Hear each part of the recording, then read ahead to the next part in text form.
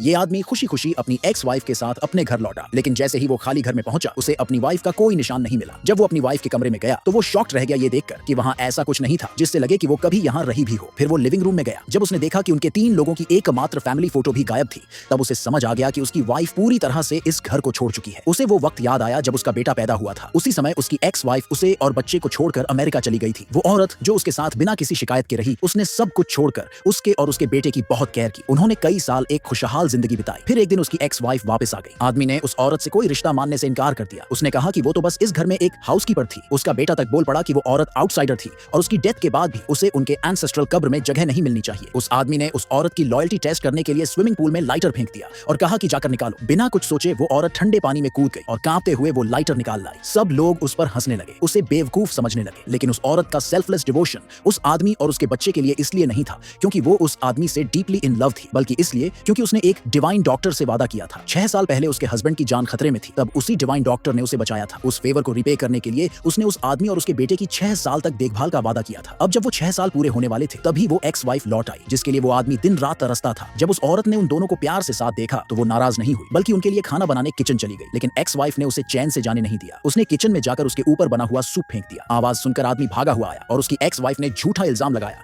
कि वो औरत उससे जेलस है और उसने उस पर गुस्सा किया। आदमी ने उस औरत को डांटते हुए कहा कि उसे कोई हक नहीं है उसकी एक्स वाइफ पर गुस्सा करने का, क्योंकि ना उसने और ना ही उसके बेटे ने कभी उसे इस घर की मालकिन माना। बेटे ने भी बोला कि उन्होंने उसे सिर्फ इसलिए रखा था ताकि वो उनके रोजमर्रा के काम संभाले। अब जब उसकी मां लौट आई है तो उसे स्टेपमदर की कोई जरूरत नहीं है। औरत ने उस बच्चे को देखा जिसे उसने पाला था। उसके दिल में बहुत दुख हुआ। शुक्र है कि अब बस 4 दिन बचे थे इस घर से जाने के लिए। अगले दिन औरत लड़के के लिए केक लाई। लड़के ने मजाक उड़ाते हुए कहा कि वो तो हर चीज के लिए उसके पापा पर डिपेंड करती है और उसे तो एक शिकायत करने की भी हिम्मत नहीं है। ये बोलते हुए उसने केक उठाया और उस औरत पर फेंक दिया और कहा कि उसे केक खिलाए। फिर उसने मूड बदलते हुए कहा कि अब उसे केक नहीं खाना और औरत को तुरंत बाहर निकल जाने को कहा। औरत ने बच्चे से बहस नहीं की क्योंकि उसे पता था कि 2 दिन बाद उनका रास्ता अलग हो जाएगा। आखिरकार उसका जाने का दिन आ गया। तभी आदमी का मैसेज आया कि वो होटल से उसे लेने आए और घर ले जाए। औरत को पता था कि फैमिली उसे परेशान करने की कोशिश जरूर करेगी ताकि सब स्मूथ चले। औरत ने डिवाइन डॉक्टर को फोन किया। उसे बताया कि आज रात 12 बजे तक वो अपना वादा पूरा कर देगी और अगर वो टाइम पर वापस ना लौट पाए तो प्लीज कोई 5th फ्लोर वाले होटल से उसे लेने आ जाए। जैसा उसने सोचा था वैसे ही हुआ। जब वो होटल पहुंची तो एक्स वाइफ ने कहा कि औरत और उसके पेट डॉग का बर्थडे एक ही दिन है, इसीलिए उसे डॉग के साथ टोस्ट करना होगा और सेलिब्रेट करना होगा। औरत ने समझाया कि उसे ग्रेप जूस से एलर्जी है, इसलिए वो नहीं पी सकती। इस पर एक्स वाइफ ने चाल चली। वो जानबूझकर गिर गई और जब आदमी वहां आया तो उसने झूठ बोला कि औरत ने उसे धक्का दिया। आदमी ने उसकी बात पर यकीन कर लिया और औरत को डांटना शुरू कर दिया। तभी एक्स वाइफ ने देखा